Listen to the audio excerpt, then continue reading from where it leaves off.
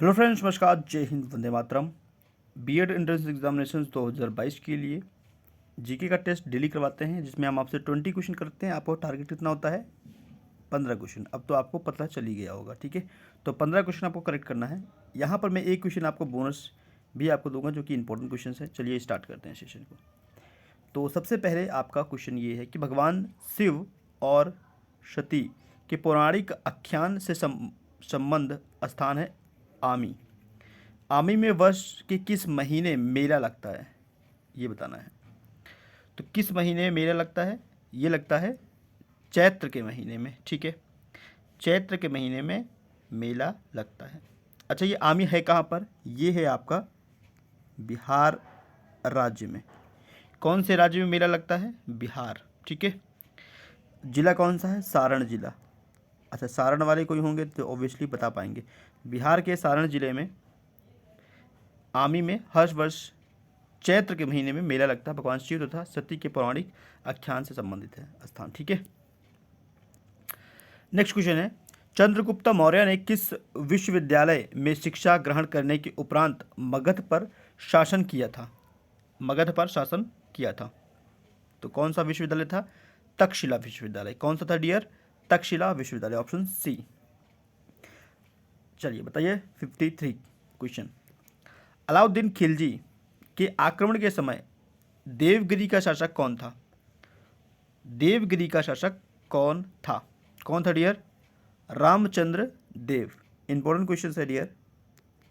अलाउद्दीन खिलजी के आक्रमण के समय देवगिरी का शासक कौन था?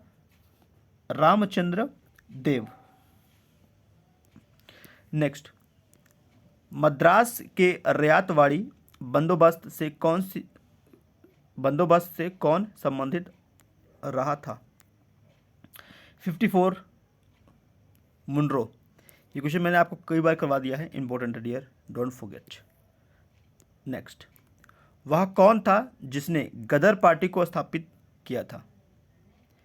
देखो, गदर पार्टी को एस्टेब्लिश करने वालों में बहुत लोग थे, लेकिन जो इंपॉर्टेंट आपको नाम याद रखना है वो है कि लाला हरदयाल, ठीक है।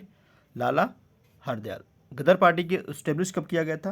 1913। ये क्वेश्चन मैंने इतनी बार करवा दिया है, अब आपको याद हो जाना चाहिए। तो गदर पार्टी की स्थापना 1913 ईस्वी में लाला हरदयाल द्वारा अमेरिका के सैन फ्रांसिस्को शहर में हुआ था। तो कहाँ पर हुआ था? अमेरिका में हुआ था, ये भी आपको याद रखना है, सैन फ्रांसिस्को में, ठीक है। अमेरिका के सैन फ्रांसिस्को में स्थापित किया गया था। क्लियर है डियर? देखो, रामचंद्र बरकतुल्ला, रास बिहारी बोस, राजा महेंद्र प्रताप, अब्दुल रहमान एवं मैडम कामा, ये लोग का भी सहयोग था दल के, और अन्य नेता भी थे शामिल, ठीक है। नेक्स्ट मूव करते हैं। ब्रह्म समाज, रामकृष्ण मिशन, आर्य समाज। पूछ रहा है इनमें क्या सिमिलैरिटी है, समानता। इन तीनों में क्या क्या समानता है?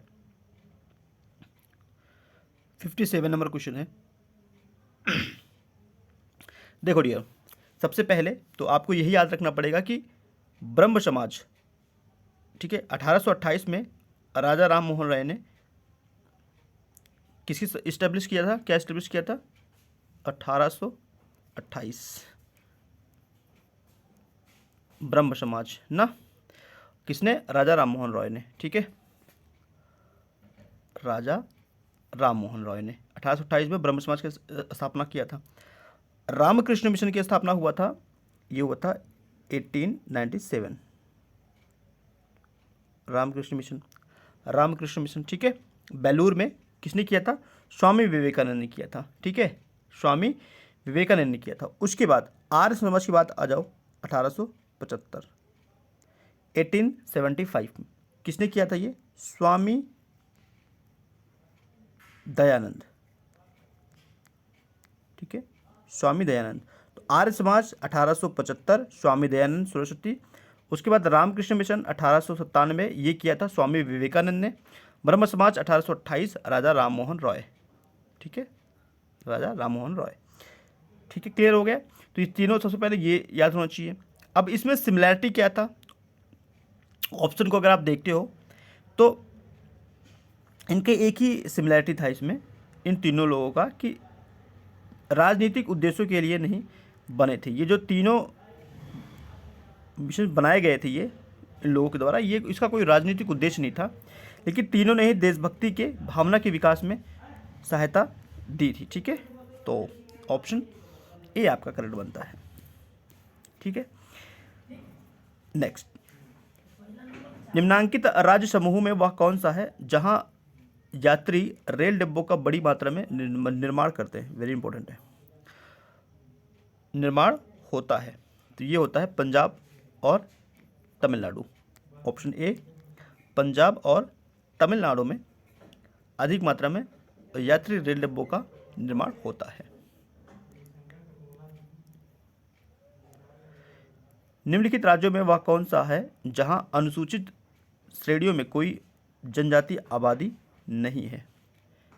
59 नंबर्स, एंड ऑप्शन जो करेक्ट है आपका वो आपका पंजाब। ठीक है, ऑप्शन बी।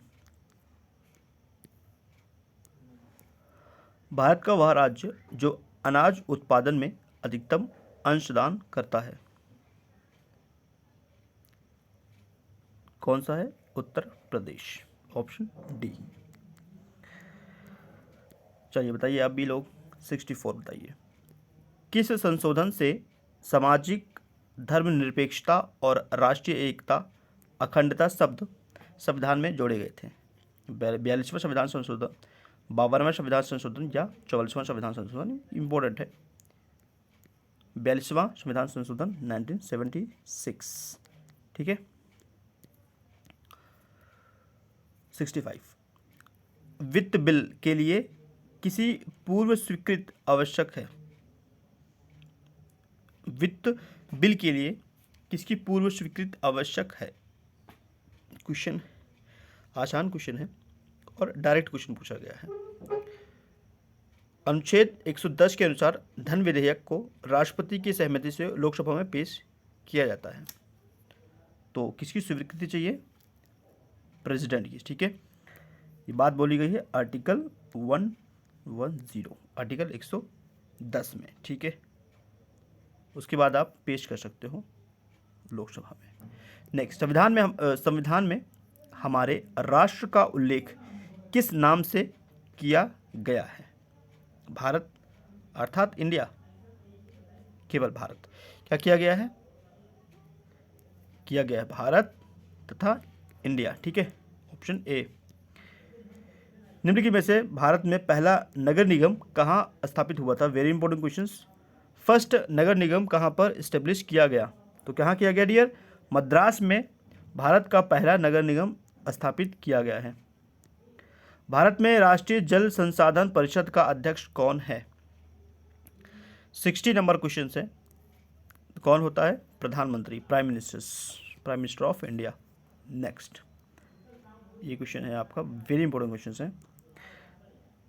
14 जुलाई 1942 को कांग्रेस कार्य समिति द्वारा भारत छोड़ो आंदोलन, ठीक है, भारत छोड़ो आंदोलन का प्रस्ताव कहाँ पारित हुआ था? बताइए, कहाँ पर पारित हुआ था भारत छोड़ो आंदोलन? कहाँ पर डियर? वर्धा। ठीक है, सॉरी।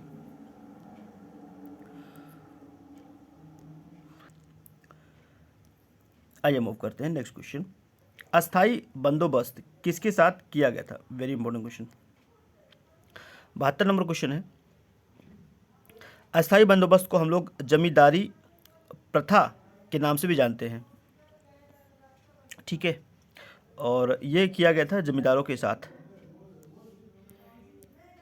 नेक्स्ट, प्रार्थना समाज के संस्थापक कौन है? प्रार्थना समाज के संस्थापक कौन है? तो आत्माराम पांडु ने प्रार्थना समाज की स्थापना किया था। कब किया था? 1867 में। 1867 में कहाँ पे किया था? बम्बई में। ठीक है, मुंबई बोलिए या बम्बई बोलिए, ओके।